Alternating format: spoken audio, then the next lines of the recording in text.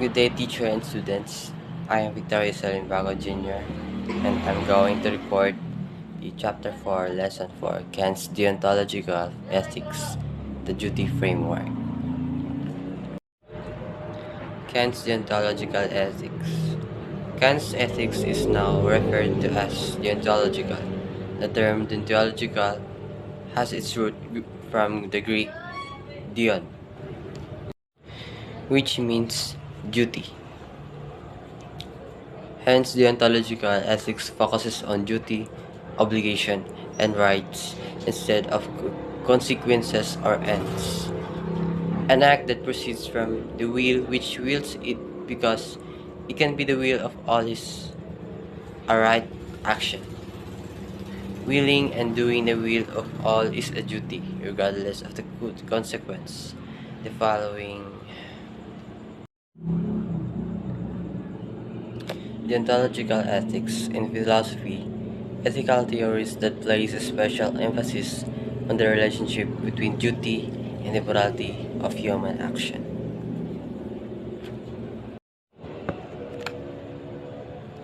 Kant's,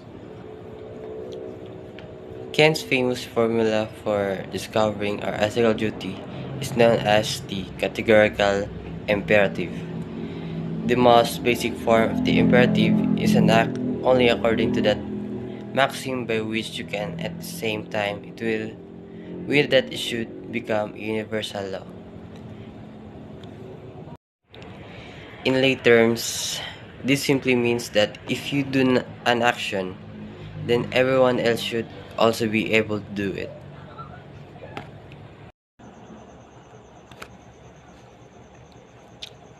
The duty framework. Ethical conduct is defined by doing one's duties and doing the right thing, and the goal is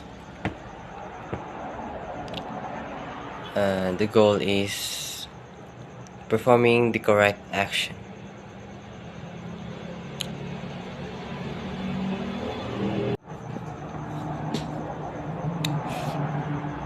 This framework has the advantage of creating a system of rules that has consistent expectations of all people.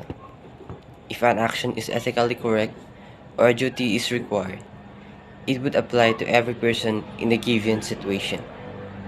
This even-handedness encourages treating everyone with dignity and respect. Kant's theory of right. According to Kant, the universal principle of right is that an action is right if it can coexist with everyone's freedom in accordance with a universal law, or if on its maxim the freedom of choice of each can coexist with everyone's freedom in accordance with a universal law. In other words, you exercise freely whatever rights you have on your property, but only in accordance with universal law. Universal law means a maxim that can be the maxim of all. You can use, dispose, enjoy its fruits, but only in such a way that you do not violate the right of others. This exercise of a right bearing in mind the obligation to respect the right of others is a tantamount to good faith or goodwill.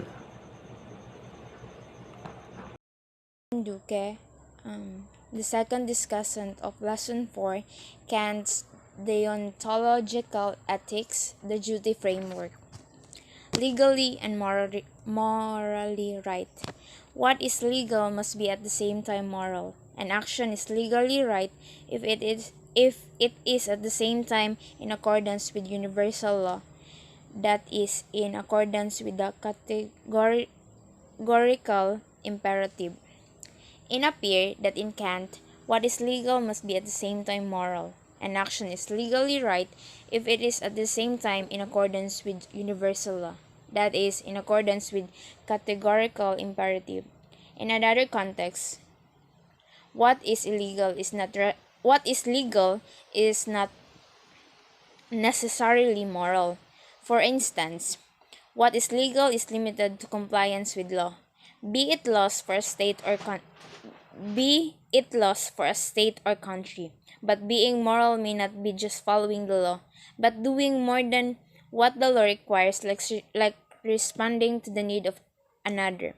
Paying an employee, for example, paying an employee his minimum wage is legal, but paying more than his minimum wage because of care and concern of his needs is more than what is legal. So basically, in this topic or concept, we as human or persons, we tend to do what is legal, but as the same time moral. We can actually say that our action is legally and morally right when we do that action accordance to the categorical imperative. In this example, paying an employee his minimum wage is legal. So basically, paying the employee for his minimum wage, like for now the minimum wage is 396, that is legal. But paying more than his minimum wage because of care and concern of his need is more than what is legal. So for example, if your employee goes or undergo overtime, you should pay him with extra, right? So when we when we when we do when an employer do this, his action is legally and morally right. Why can I say morally right? Because he is concerned about the needs of his employees, his or her employees, than what is legal. For example, lang good parahan ng kanang nagpatrabaho tagbalay, ang minimum wage is 396 pero kay naluoy man ta sa ato ang trabahante or concern ta na kanang 396 kulang pa jud sa iyang family na gina-providean, mag-add ta og, di ba, mag-add ta og extra. So that diraa pa lang na part ning gipairal na nato ang ato ang moralidad or ang ato ang pagkamaluluyon, which is part sa ato ang moralidad. Next, goodwill. An act is said to be right or wrong depending on whether it is done with or without goodwill. The rightness or the wrongness of an action depends on one's goodwill or intentions.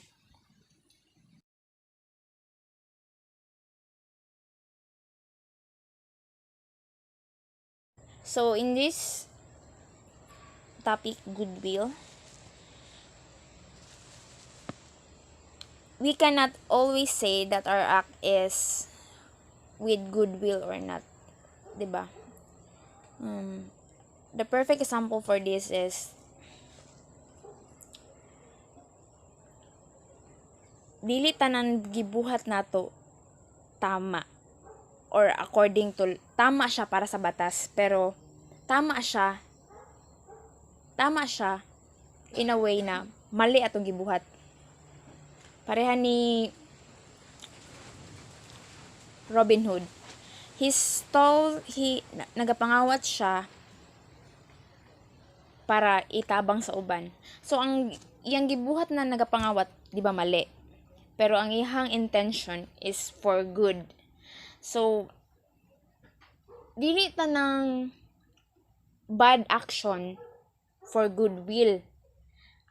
Dili tanang bad actions is masama na jud ang intentions or kanang para sa masama ang outcome. Dili pud tanang tamang action nindot og kalabasan or nindot og outcome.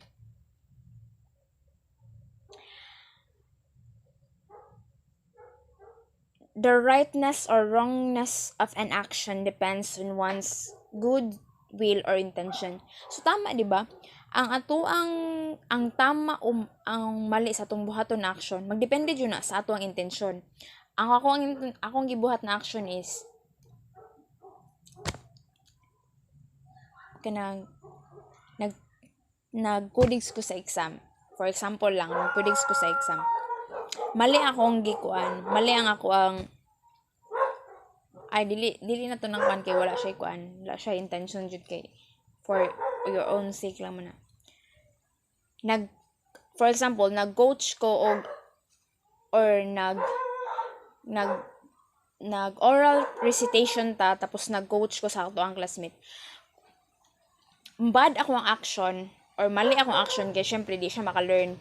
Pero ang ako ang intention is good, which is ang ako is makatabang ko. In this topic goodwill, sayon na jud kay ang thought. Dili tanang actions nato or ang tama ug mali na action natong ginabuhat nagdepende na siya sa ato ang goodwill or intention.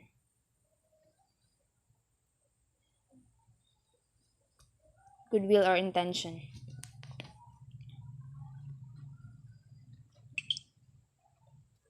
Two versions of the categorical imperative. The first version states, I never to act other than so that I could will that my maxim should become a universal law. If one cannot wish or want a certain rule or maxim becomes the maxim of all, that is not right to follow it. For instance, one cannot will that do shall steal becomes a rule to be followed by all, because others may ultimately unsteal his property. One cannot wish that killing becomes the maxim of all, because he would not, of course, wish that someone will come to kill him. So there in this version of categorical imperative,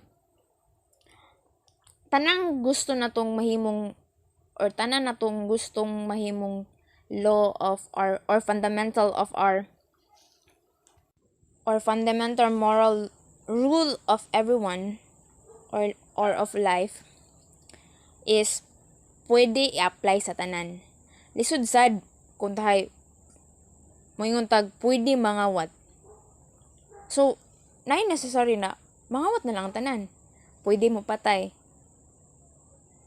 So, unnecessary, pwede mo patay tanan. So, dapat, dili ka dapat bubuhat og act or action or dili ka pwede magbuot-buot og himog og law or action na which is kanang mahimong basehan sa uban. So, kung dili ka murag diri na kuan is wag mong gawin sa iba ang hindi mo gusto gawin ng iba sa iyo. That is the first or the thought of this first version of categorical imperative. The second version is as follows. Always treat humanity, whether in your own person or that of another, never simply as a means but always at the same time as an end. Treating the other merely as means to an end means equating him to be mere instrument, a tool, or an object which is cast aside after use, or can be sold or exchanged when no longer needed, or has value only for as long as it's useful. Such act make one a user. So in this version, the second version of categorical imperative simply says that we should treat everyone fairly. Ang lahat ng tao ay hindi bagay or gamit na pag pinagsawaan mo na, basta-basta mo na lang itatapon or ibebenta sa iba. Like in other, for the past dynasty na ginabaligya ang uban for its own, ginabaligya for himong alipin or pahimuslan sa kanang mga dato. So dirian ako kanina version sa categorical imperative highlighted the word humanity. Always treat humanity. So being humanity, pagiging makatao. Always, whether on your own self or in another, always treat everyone fairly and equally. Oath implies can. This means that if and only if we can or are free to act in certain ways can be commanded to do so. This one moral principle described as can or. The action to which the oath applies must indeed be possible under natural conditions. If I ought to do something, then I can do it. Oath or mura siya promise like that. Related siya sa promise. Pag sinabi ko, gagawin ko. Like that. Pag sinabi kong gagawin ko ang assignment ko ngayon, gagawin ko talaga. Hindi na kailangan na pagpabukas pa. So in this topic, we should really do what we ought. Like, I ought to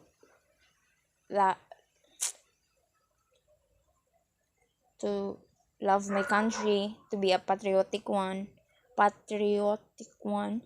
and the action to which the oath applies must indeed be possible under natural conditions. So pag nag-oath ta, dapat kailangan mabuhat jud na to o natural conditions po, dili kay buhat og butang na imposible na kaayo.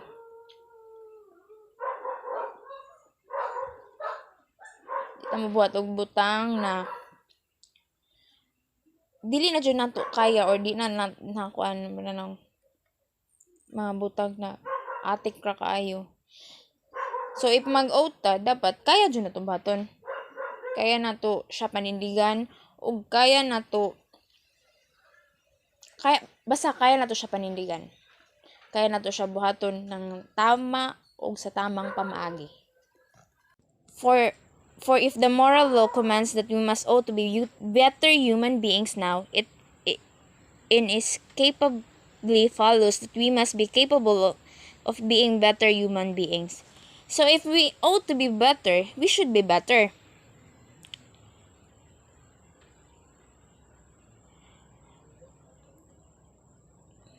Kung ano ang sinabi, yun dapat ang panindigan natin. So if we promise to be better, so we should be better. If we promise to be better, we should be better. And that would be all. Thank you.